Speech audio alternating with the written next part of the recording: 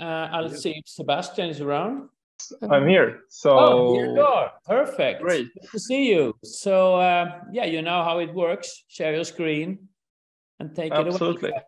Sebastian Thank you works so much, for a company who is not necessarily a space company. And this is what I found when I started to dig into this whole space area, that a lot of companies we already work with, they are doing things or have been doing things that relates to space. So I think this is a great example. I also think Rebase, Sebastian, I think you participated in ESA BIX, one of the cohorts there before. So exactly, correct. Yeah. Thank you so much. So yeah, we're on actually not a space company per se, but a digital energy startup. And we've been using space technology to enable us to solve problems in our specific industry, namely the energy industry. So yeah, that's a little bit what I wanted to talk about today, kind of giving a short overview of what we're doing and on our industry.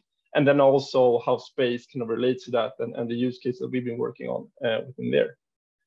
So with no further ado, I'll just kick it off. So we know that the energy sector is transitioning very rapidly. So most people have not noticed this during the energy crisis that is ongoing, and there's a really big shift away from fossil and gas and oil energy to much more renewable and distributed assets.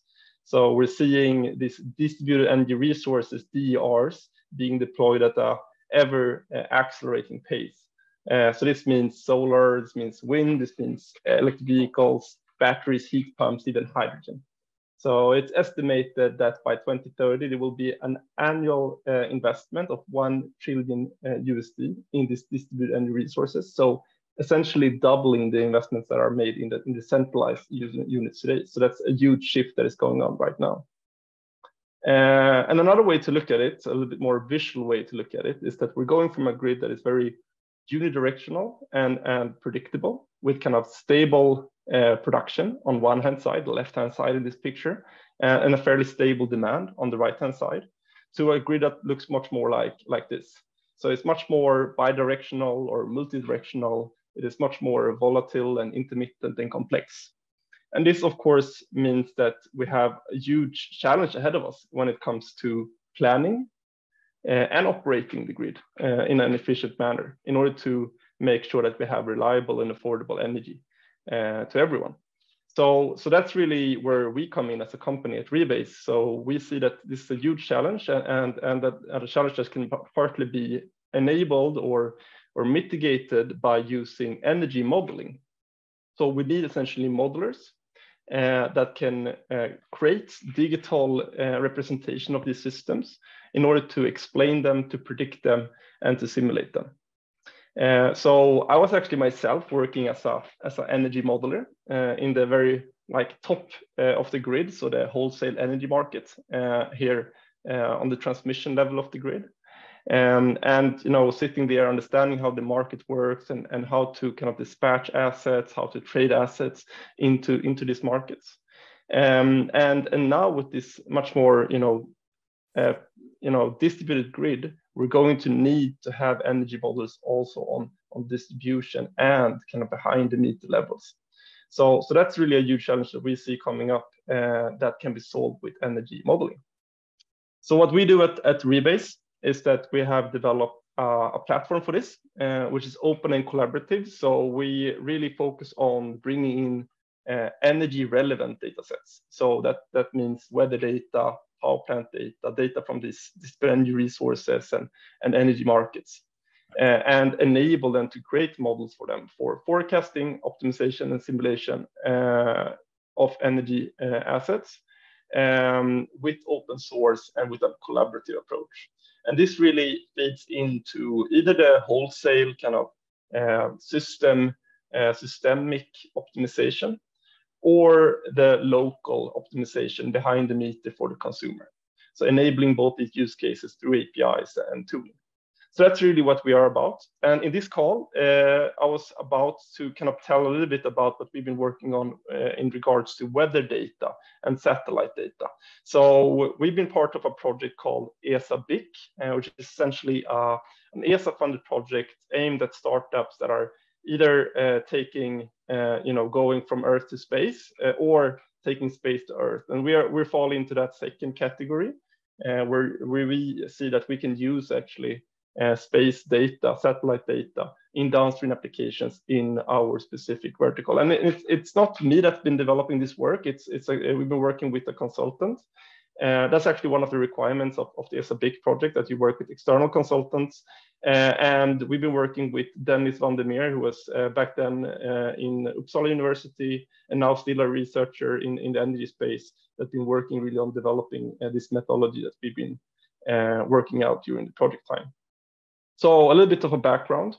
So the use case that we saw was, okay, what are the different data sources in order to create accurate energy forecasting, in order to create this kind of balance of supply and demand in the grid, which is super critical.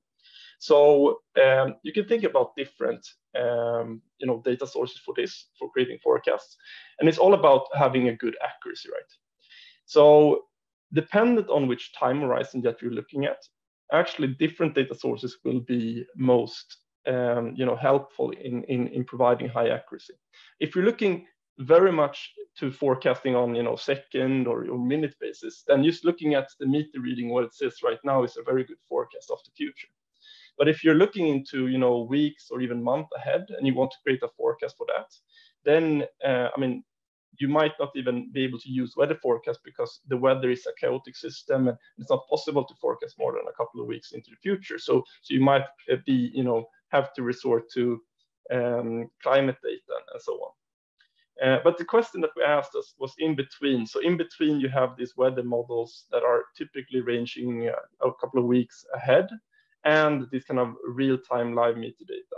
What data could be used then? And the approach that's been very promising there is the Lagrangian approach, which essentially means looking at maps of data of the atmosphere and then see how you can advect them, or kind of extrapolate them into the future in order to create a more accurate forecast.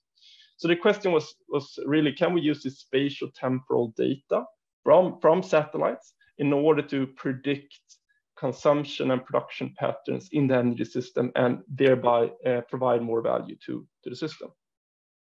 So what we started to do was to look at EU METSAT data, which was a data set provided from European satellites. And we looked at the raw data. So the first thing that we needed to do was really to process the data a bit, and to understand what is the valuable data for us to take forward. And what we did then was extracting out or filtering out the background information in this data. So essentially the land cover and the sea cover, and then taking out the cloud index from the raw satellite images. And then by processing this, we could then convert or transform this cloud index into radiation data.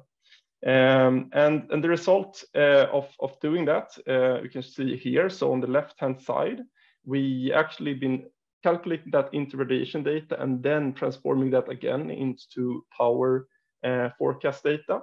So this is actually looking at forecast data for a specific solar plant in Sweden for a couple of days. So you can see 3 different forecasts, or 2 different forecasts and 1 measurement data in red. So that it's actually aligning quite well. If you look at the right-hand side here, you have also a comparison of the satellite forecast with the persistence. So the persistent being is looking at the latest value that has been recorded from the meter data.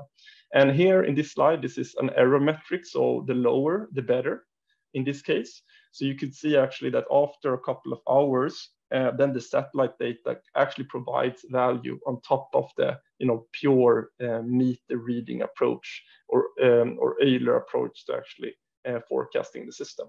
So this is very promising and something that we've been looking into, and something that we're planning to look into more into the future as well. And just wanted to share a little bit on our experience in working in the project, and happy to take any questions and connect in this event. So thank you so much. Wonderful, Sebastian. Thank you so much. I think it's a great example how, what you typically do in your daily life, in your company, all of a sudden can be improved by playing around with the data on space. And I think that's true for every single industry and company on the planet. So we just have to get this going now. And this is, again, back to why we do this event and those efforts. So thank you so much, Sebastian. Good luck onwards.